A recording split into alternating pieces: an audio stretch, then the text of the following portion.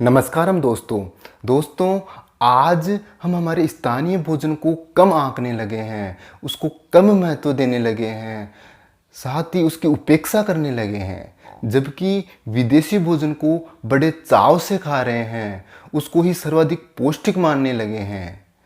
दोस्तों, ये सब माइंडसेट बड़ी बड़ी कंपनियों और बड़े बड़े विदेशी भोजन के सप्लायर्स के द्वारा की गई ज़बरदस्त मार्केटिंग की वजह से हुआ है। विदेशी भोजन की उन विदेशी कंपनियों द्वारा की गई मार्केटिंग के प्रभाव में आकर हम हमारे भोजन को कम महत्व देने लगे हैं, जबकि दोस्तों ये वही स्थानीय भोजन है जिसकी बदौलत हमारे पूर्वज 100 वर्षों तक बिना बीमार हुए बड़े जीवंतता के साथ जीवन जीते थे, वो भी बिना सप्लीमेंट के। दोस्तों, मैं बात प्रारंभ करता हूँ खाने के तेलों से। हमारे देश में तिल, मूंगफली, सरसों इत्यादि स्थानीय तेल पाए जाते हैं जो कि पोषक तत्वों से भरपूर है। लेकिन दोस्तों, उन विदेशी कंपनियों को अमेरिका और यूरोप में पाए जाने वाले सोयाबीन और जैतून के तेल को बेचना था, जिसके लिए उन्होंने भारत जैसे बड़े मार्केट में उन तेलों की इस तरह से मार्केटिंग की कि हम सीधे साधे भारतीयों को लगने लगा कि ये उनके द्वारा बताए गए तेल ही सर्वाधिक पौष्टिक और हेल्थी है। जबकि दोस्तों, आज हम अच्छे से जानने लगे हैं कि रिफाइंड सोयाबीन तेल के नाम पर हमको कचरा तेल और केमिकली प्रोसेस्ड तेल बेचा गया, जिसकी वजह से ही आज हमको दिल की बीमारियां ज़्यादा हो रही है और अन्य कई रोगों ने भी हमको घेर लिया है। दोस्तों, जब आज हम रिफाइंड सोयाबीन तेल की हकीकत को जान गए हैं, तब ये विदेशी कंपनियां जैतून के तेल मतलब ओलिव ऑयल की इस तरह से मार्केटिंग कर रहे हैं कि हम भारतीयों को पुनः लगने लगा कि ये उनके द्वारा बताया गया ओलिव ऑयल ही सर्वाधिक पौष्टिक है और ये हमको तमाम दिल की बीमारियों और अन्य रोगों से मुक्त कर देगा। और उनकी मार्केटिंग के प्रभाव में आकर उस ओलिव ऑयल को बहुत महंगे दामों पर भी खरीद रहे हैं। जबकि दोस्तों, हमारे स्थानीय तेल जैसे तिल, मूंगफली में कोई कमी नहीं है, वो पोषक तत्वों से भरपूर है और उनमें सैचुरेटेड और अनसैचुरेटेड फैट का गजब का कॉम्बिनेशन है, जो कि हमारे न केवल दिल को बल्कि संपूर्ण शरीर को स्वस्थ बनाए रखने की काबिलियत रखते हैं।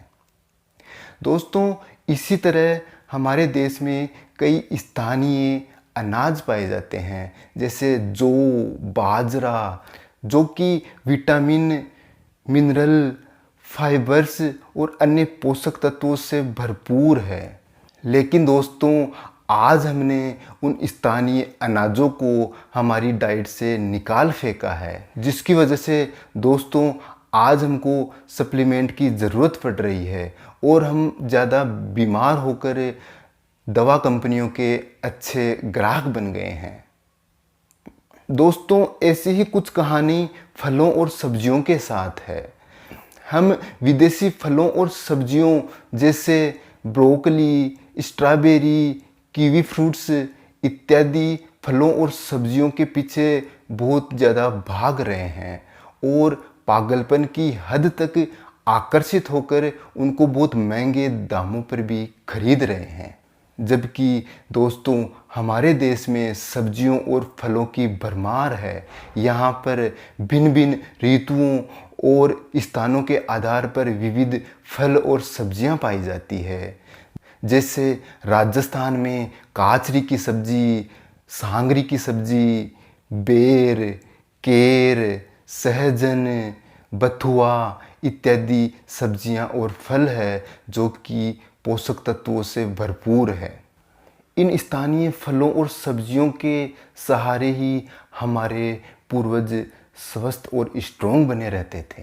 दोस्तों, ये स्थानीय फल और सब्जियां विदेशी फलों के मुकाबले ज़्यादा शुद्ध भी है, क्योंकि ये रासायनिक पेस्टिसाइड और रासायनिक प्रिजर्वेटिव से मुक्त है। दोस्तों, मेरे द्वारा इन स्थानीय खाद्य सामग्रियों के अध्ययन बुजुर्ग लोगों से की गई चर्चा, कई आर्टिकल्स और रिसर्च पेपर के अध्ययन के बाद मैं यकीन के साथ कह सकता हूँ कि इन स्थानीय अनाजों में, सब्जियों में, फलों में, तेलों में कोई कमी नहीं है। ये पोषक तत्वों से भरपूर है और हमको हेल्थी बनाए रखने की काबिलियत रखते हैं।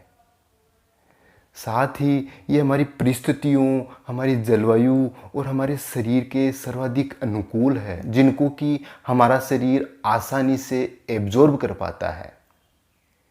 दोस्तों, आज ज़रूरत इस बात की है कि हम इन स्थानीय, ट्रेडिशनल और सीजनल फूड को पुनः हमारी डाइट में शामिल करें और साथ ही इन स्थानीय लोकल फूड की गजब की मार्केटिंग करें, इनका प्रचार करें। दोस्तों, तभी हम न केवल स्वस्थ रह पाएंगे बल्कि हमारे किसानों के हालात भी तभी सुधरेंगे।